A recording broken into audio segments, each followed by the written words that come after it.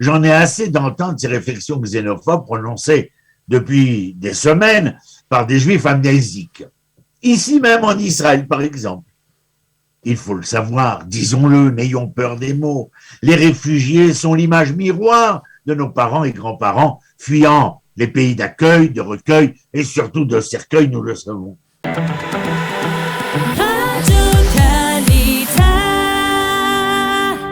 La vague d'attentats en Israël qui a coûté la vie à 11 personnes a provoqué des réactions en tout genre, notamment des accusations contre le gouvernement, les services de sécurité, le système judiciaire et l'ensemble de la société arabe israélienne. Depuis la création de l'État d'Israël, les attentats contre la population israélienne n'ont jamais cessé et ont en général provoqué un mouvement d'unité au sein de la société civile. Certains déplorent que cette unité n'est plus aussi naturelle que dans le passé, quand tout un pays se mobilisait pour un seul objectif, affronter ensemble l'ennemi.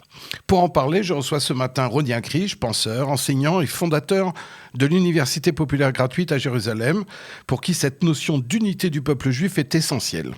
Boker Tov, Roni. Boker Or, Michael. Roni, avez-vous ce sentiment que la légendaire unité du peuple juif s'effrite ces dernières années et surtout ces dernières semaines après cette vague d'attentats dont nous avons parlé? Oui et non. Pourquoi oui? Parce que nous sommes les témoins depuis des années des divergences au sein du monde juif et particulièrement au sein de l'État d'Israël. Vous les connaissez comme moi, politique, sociale, économique, religieuse et sécuritaire, bien entendu. Non, parce que dès qu'il est question de sécurité nationale, face aux attentats, face à la guerre, nous sommes conscients, pleinement conscients, qu'il y a autour du sursaut d'élan vital qui est le nôtre, un tronc commun. Mais il est évident que dès que ces événements s'amenuisent ou disparaissent, les divergences, je dirais même plus, même plus que cela, les batailles politiques reprennent le dessus très facilement. Et malheureusement, je veux dire, il est très difficile pour chacun de nous, apparemment, de comprendre que la référence dominante devrait être celle de la mosaïque, c'est-à-dire là où chaque élément reste lui-même tout en contribuant à l'ensemble. Et ce n'est pas vraiment le cas auquel nous sommes confrontés, si ce n'est ce que j'ai rappelé, c'est-à-dire qu'en temps de guerre ou de conflit remettant en cause le pronostic vital, les Israéliens, les Juifs, appelez-les, sont capables de se rassembler. Mais sinon, il est bien évident que le sujet est primordial. Il le fut à l'époque du premier temple, du deuxième temple. Et nous n'avons aucun doute là-dessus. Durant 2000 ans d'exil, les diatribes, les conspirations, les anathèmes ont eu raison de nombre de nos célèbres personnages. Et il y a deux manières nécessaires de considérer l'unité d'Israël. Celle de l'héritage, celle du destin, car de graves défis interpellent et nous confrontent. D'une part, comme nous l'avons rappelé, nous le rappelons depuis 74 ans maintenant, la sécurité d'un État d'Israël dynamique, démocratique, mais aussi sauver les Juifs de diaspora, défendre en tout temps et en tout lieu les Juifs opprimés, renforcer les liens entre les communautés juives et le judaïsme. Et nous comprenons ainsi qu'il demeure des questions parmi tant d'autres qui transcendent les frontières de l'appellation contrôlée. Et celle de l'appellation contrôlée, entendez-moi, de la divergence d'opinion, quelquefois qui vont beaucoup plus loin, car on est capable, au nom de la doxa auquel nous croyons, d'annihiler la pensée même d'autrui. Et il faut que les choses soient claires. Soit nous aborderons ces problèmes ensemble, soit nous échouerons ensemble. L'histoire, comme je le rappelais, à travers le premier temple, le deuxième temple, en est la preuve probante que nul n'est à l'abri des défis et des discordes de notre époque. Et là, notre destin, quand je parle d'héritage et de destin, notre destin reste concrètement entre les mains de chacun. Et ne dites pas chacun, C-U-N, mais chaque Q-E, un plus loin. C'est-à-dire qu'il relève d'une responsabilité collective. Alors, Ronnie, on est à une semaine de Pessah. Pessah, qui est la fête fondatrice du peuple juif. On voit déjà, vous aimez faire des comparaisons entre le récit biblique et l'actualité. Quelles leçons on peut tirer finalement du texte de la Haggadah et de cette sortie donc, du peuple juif, de ces tribus qui sortent ensemble, mais peut-être avec leurs différences par rapport à l'actualité? D'abord, permettez-moi de vous reprendre sur la terminologie conceptuelle de peuple juif. Je ne connais pas de peuple juif. Je connais le peuple d'Israël ou le peuple des Hébreux. Les Juifs sont une partie, une fraction d'Israël, et donc ils ne composent pas un peuple, une communauté juive absolument. Et ceci est important aussi au vu et su des leçons que vous rappelez, celle de l'Égypte. Je vous rappelle, Vechamushim Yatsou Bnei Israël, Rachid dit, ils sont sortis armés, Chamushim, mais un cinquième est sorti. C'est donc nous dire, bien évidemment, que 80% divergeaient de l'opinion que menait Moshe, à savoir qu'il était le grand jour dans lequel nous pourrions mettre, lever comme une bannière d'être libéré de l'esclavage. Tout le monde n'a pas suivi. Vous êtes au courant aussi que parmi ceux qui sortiront, donc ces 20%, eh bien, les choses ne se passeront pas au mieux.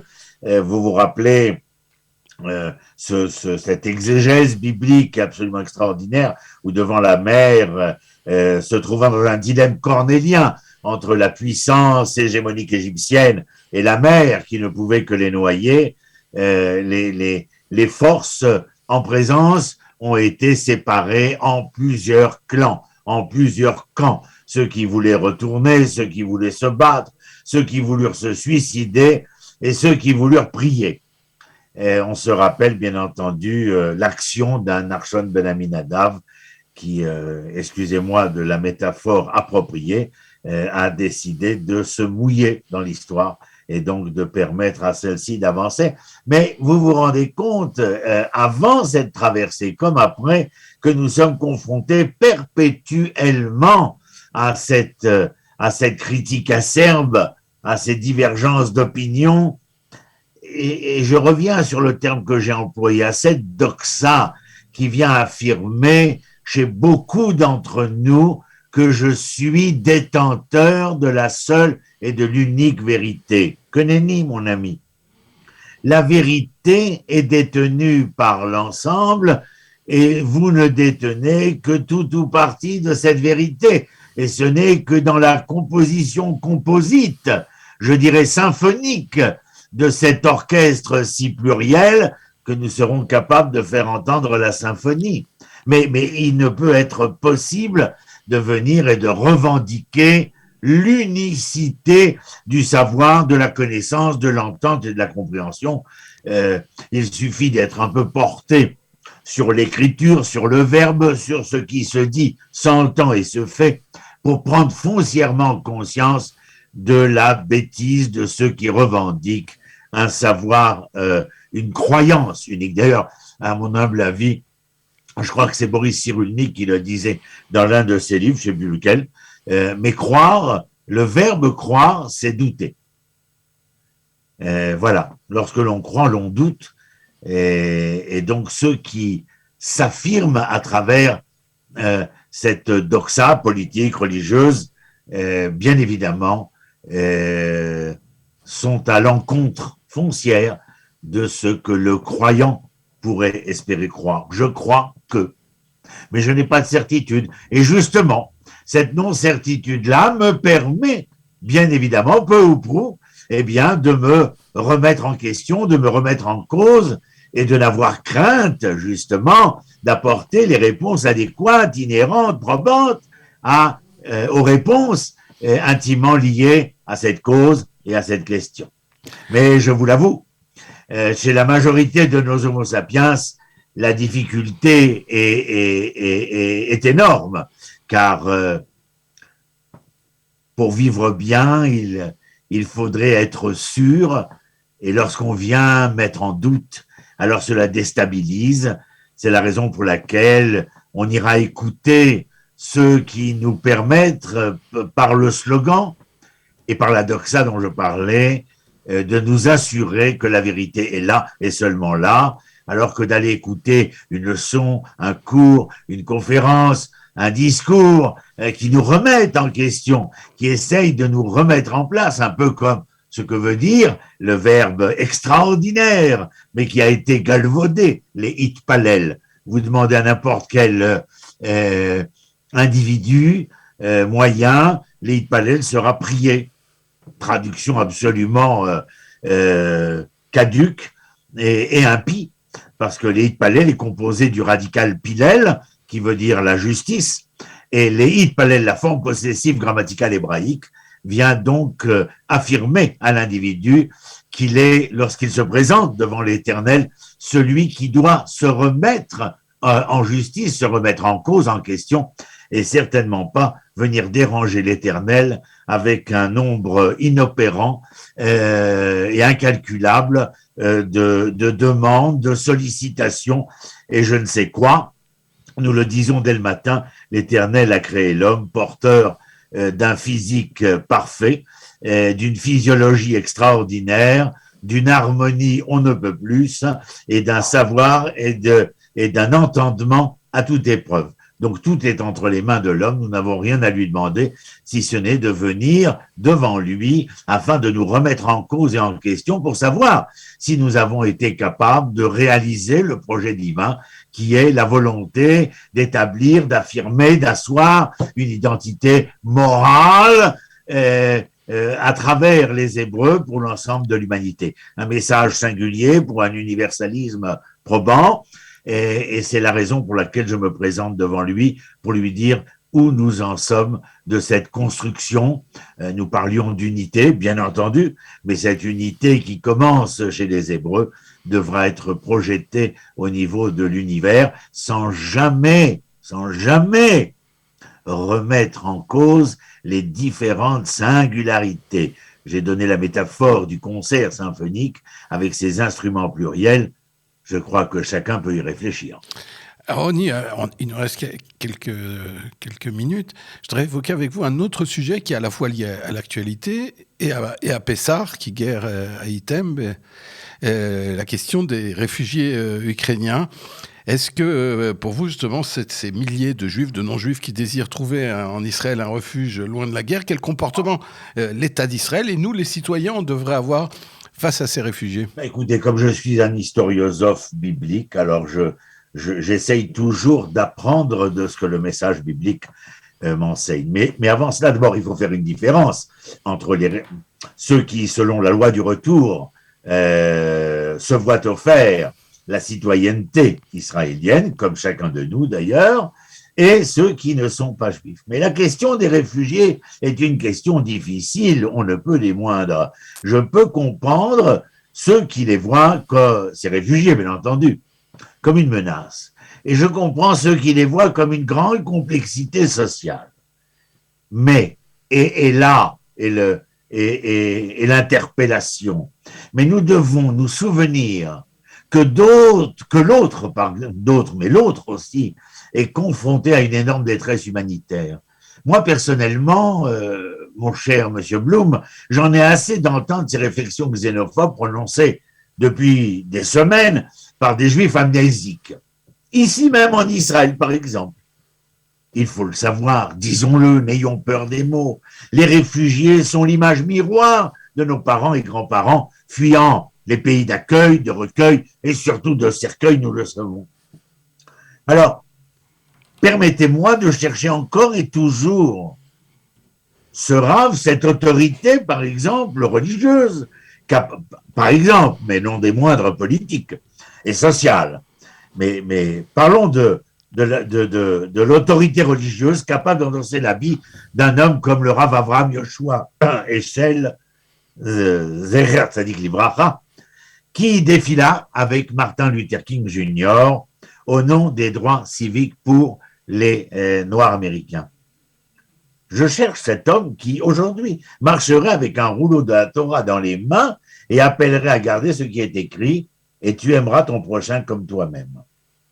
Mais est-ce que les individus, surtout nos sapiens porteurs de calottes, quoi, lisent véritablement le texte biblique? Vous connaissez mon opinion, je pense que la majorité est dans d'autres littératures beaucoup plus talmudiques, sans avoir pris connaissance de l'essence première et profonde de ce que le texte biblique veut faire émaner. Alors, je vous cite par exemple dans le livre des Rois, « Quand l'étranger qui n'est pas de ton peuple d'Israël viendra d'un pays lointain, à cause de ton nom, c'est-à-dire la renommée d'Israël, car on saura que ton nom est grand, ta main forte et ton bras étendu.